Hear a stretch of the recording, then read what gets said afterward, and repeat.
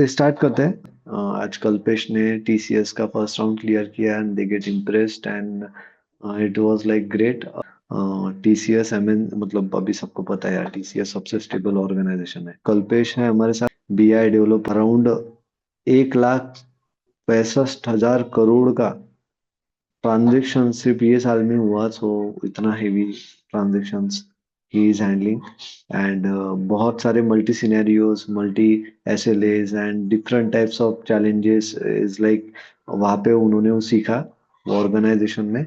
Coming back to the topic, we will understand the process की exactly क्या challenges आते हैं when we are in the first phase of our training. Okay, कि पहले मैं training कर रहा हूँ, क्या चैलेंज आ रहा है। ठीक है, then we come to the next part when like हमने ट्रेनिंग तो कर लिया, चीजें समझ ली, सिनेरियो बिल्ड कर दिए, इंटरव्यू का प्रेप चल रहा है धीरे धीरे। एंड अभी हम इंटरव्यू के क्वेश्चंस की स्ट्रॉन्ग फ्रेमिंग कर रहे हैं, हम हर एक क्वेश्चंस को जानने की कोशिश कर रहे हैं। ठीक है, so and third round is like फिर अभी एचआर से भी टैकल करना है, निगोशिएट भी करना है। ठीक है, प्रोजेक्ट मैनेजर से भी बात करना है। ठीक है, उधर उनको भी इम्प्रेस करना है। सो कुछ की पॉइंट्स, तो जिससे कि हम ये इम्प्रेशन दे पाए, उनको अपना लर्निंग एटीट्यूड बोल के नहीं करके बताए, एंड लॉट्स ऑफ थिंग। ठीक है, तो ये सब चीजें अपन कल्पेश के एंड से ही सुनते हैं। So it was like great journey Kalpesh.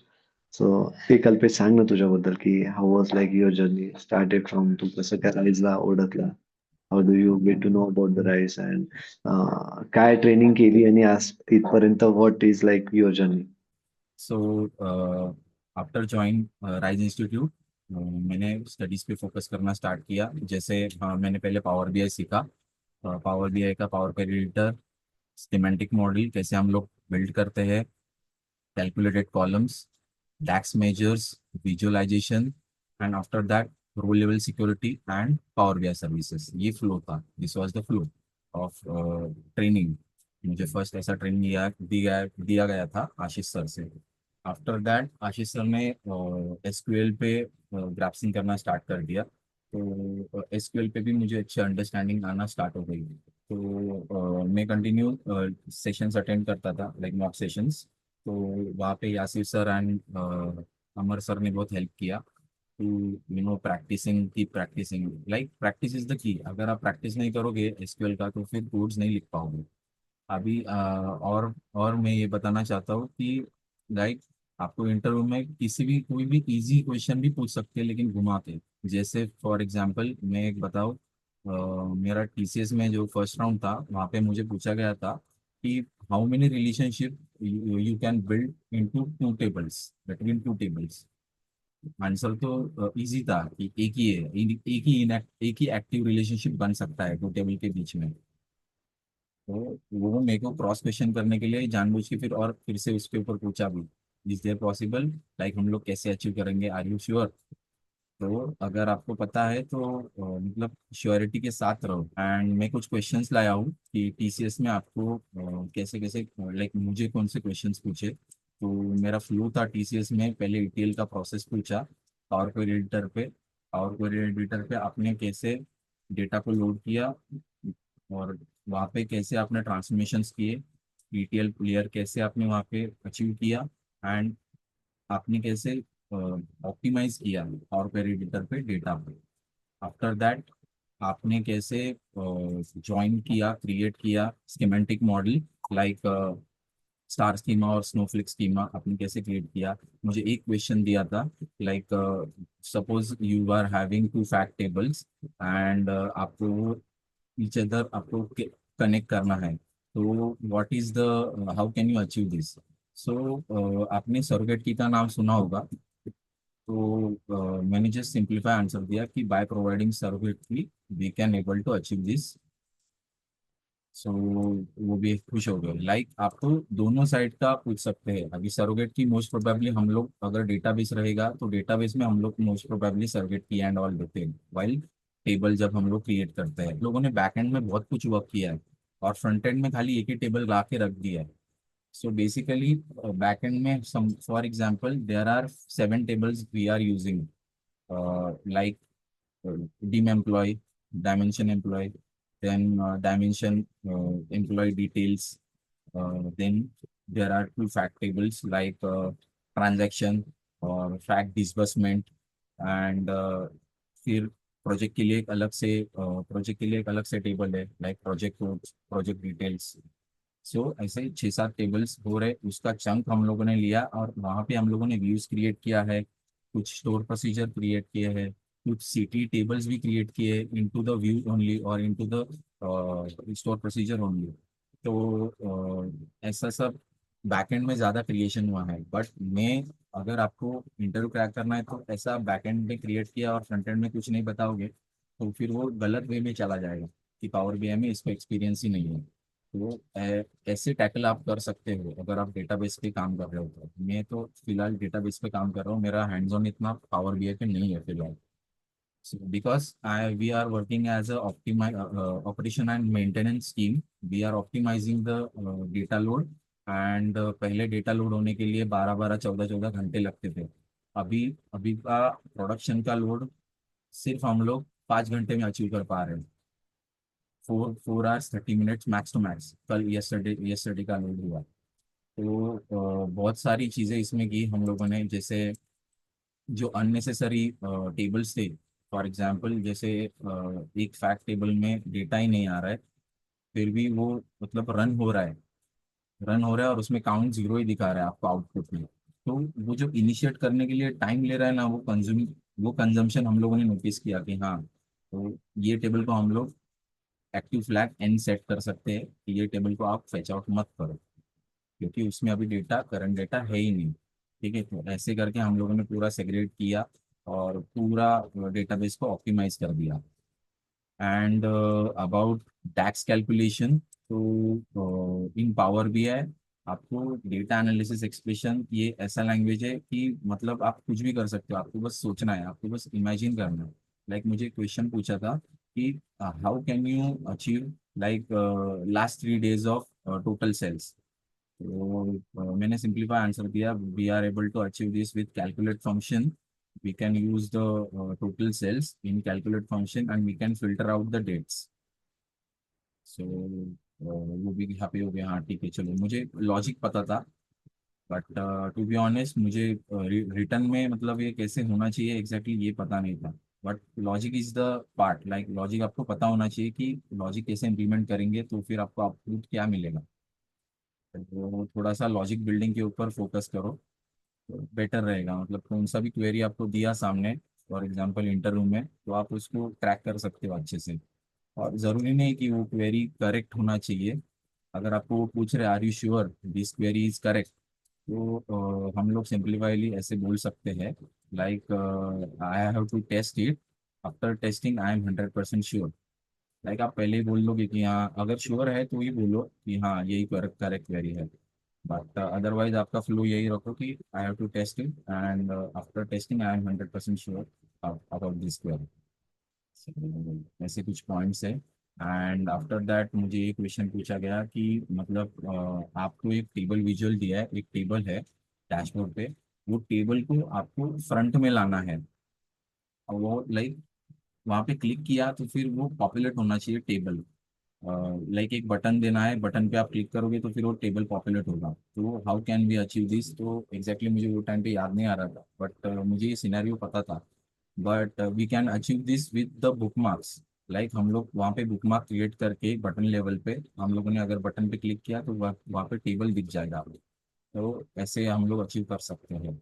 और सिलेक्शन पेन के बारे में मैंने एक्सप्लेनेशन दिया। सिलेक्शन पेन का कितने यूजेस है, शेप के साथ हम लोग कितना खेल सकते हैं। Like shape is a great thing in power BI. आप शेप्स के साथ बहुत कुछ कर सकते हो, लाइक डैशबोर्ड बहुत इंटरैक्टिव क्रिएट कर सकते हो।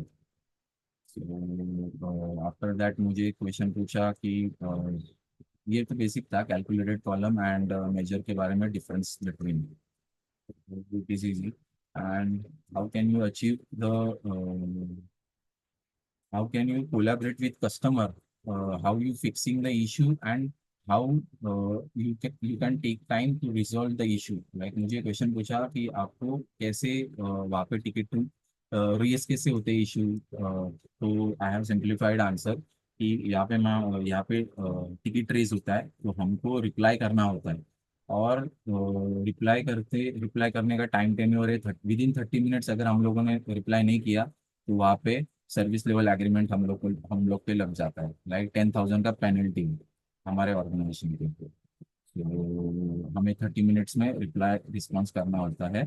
और तो फिर उन्होंने मुझे सामने से एक क्रॉस क्वेश्चन पूछा, then how can you manage, like if the issue taking time 2 days or 3 days, so how can you manage? तो मैंने सिंपलीफाई आंसर दिया कि मैं पर्सनली जाके कस्टमर से बात करता हूँ, उनसे उनके साथ कोलेबरेट करता हूँ, अंडरस्टैंड करता हूँ कि what is the issue exactly. And मैं मेल पे रिप्लाई देके वहाँ पे मेंशन कर देता हूँ कि इतना इतना time, for example I have gone through the issue, then I found कि यहाँ पे इसको 2 दिन लग सकते हैं to be fixed. For example कोई डेटाबेस लेवल का इशू है तो तब तो प्रोडक्शन लोड जब चलेगा, फॉर एग्जांपल आज का लोड चलेगा उसके बाद ही कल दिख जाएगा, अदरवाइज वो तो वैसे भी दिखने वाला नहीं है प्रोडक्शन लोड के बिना। तो ऐसे करके मैं टाइम मैनेजमेंट करके मैं प्रॉपरली रिस्पॉन्स देता हूँ कस्टमर्स पे। तो they were like very interested, like मैंने जैसे ही बोला कि 30 मिनट्स का हमारा SLA है, फाइनली शॉक हो गया, अरे वाह वाह, दैट इज इंटरेस्टिंग। सो आपको थोड़ा सा पता रहना चाहिए कि SLA क्या होता है, सर्विस लेवल एग्रीमेंट क्या होते हैं, इससे बहुत इंप्रेशन पड़ता है सामने कि आप कितने प्रेशर में काम कर चुके हो। और TCS is one of the MNC company, like वहाँ पे काम मतलब काम भर भर के देते हैं। तो और मैं काम करना चाहता हूँ, तो अगर हो गया मेरा TCS में तो वेल एंड गुड, लाइक 1-2 साल में तो मैं बहुत अच्छे सा ग्रो कर पाऊंगा।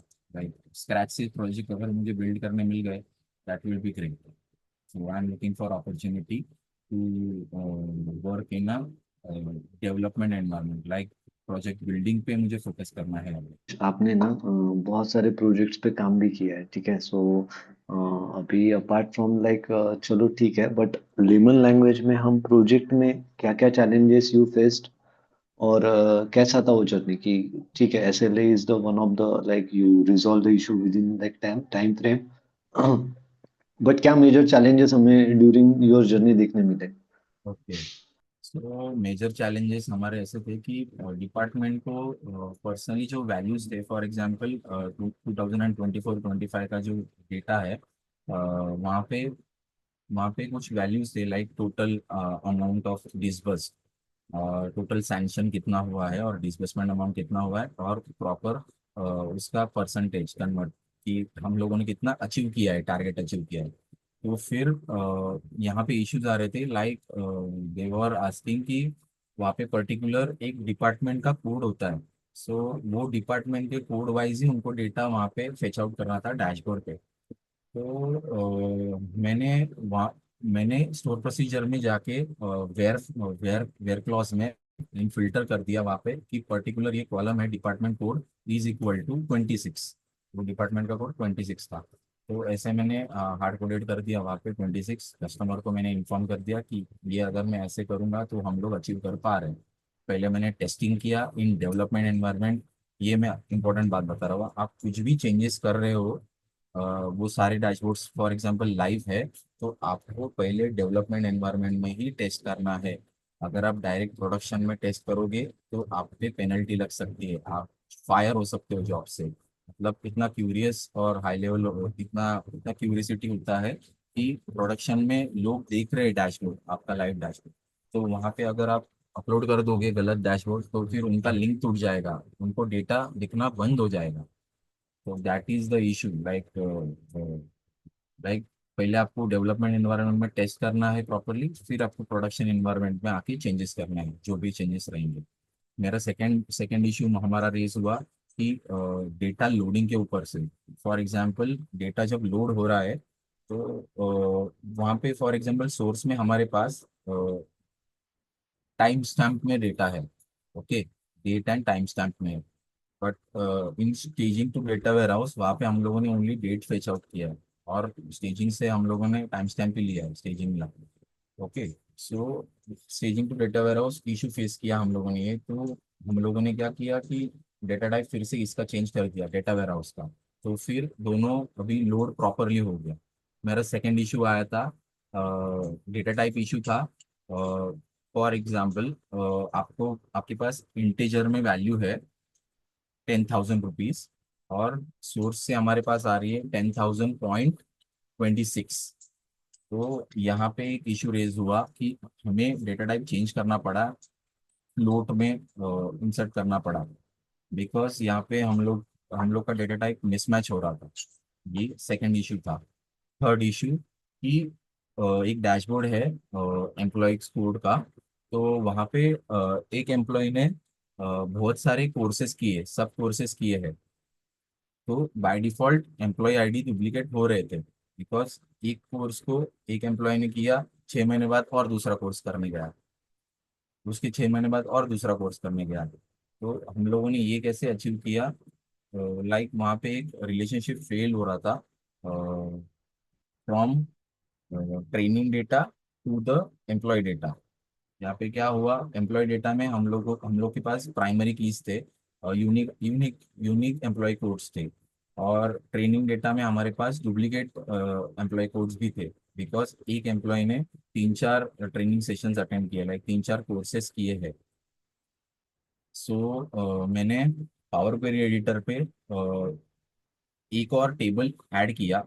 वो टेबल में मैंने डुप्लीकेट टेबल बनाया, बेसिकली मैंने वो टेबल में सिर्फ एम्प्लॉय का वो पर्टिकुलर कोर्स का डिटेल्स वाला कॉलम, उसके साथ में मैंने एम्प्लॉय कोड्स को सरोगेट की देके मैंने रिप्लेस कर दिया वहाँ पे। और ये मैंने अचीव किया टू हैविंग डुप्लीकेट्स। लाइक पहले अगर एक एम्प्लॉय ने चार चार बार 4 कोर्सेज किए हैं, तो वो सेम एम्प्लॉय ने अगर मास्टर्स भी किया है, बीएससी एंड मास्टर्स, तो वो डेटा आपको 12 बार दिख रहा था, 12 टाइम्स, लाइक 3 टाइम्स आपको डेटा शो हो रहा था। तो मैंने जैसे ही ये रिलेशनशिप वन टू मैनी दे दिया, मैंने to one, by removing the employee IDs and providing the surrogate key, so it has been resolved। तो ये एक इशू पे फोकस हुआ। एंड रो लेवल सिक्योरिटी हम लोगों ने प्रोवाइड किया, लाइक वहाँ पे इंटरनल एक्सेस हम लोगों ने प्रोवाइड किया रो लेवल सिक्योरिटी पे, एंड वहाँ से पावर बीआई सर्विसेज पे हम लोगों ने डायनेमिक रो लेवल सिक्योरिटी दे दी टू मल्टीपल यूजर्स। लाइक एक डैशबोर्ड अभी पूरे इंडिया में 20, 25, 30 लोग देख रहे हैं एक डैशबोर्ड, तो लाइक दैट।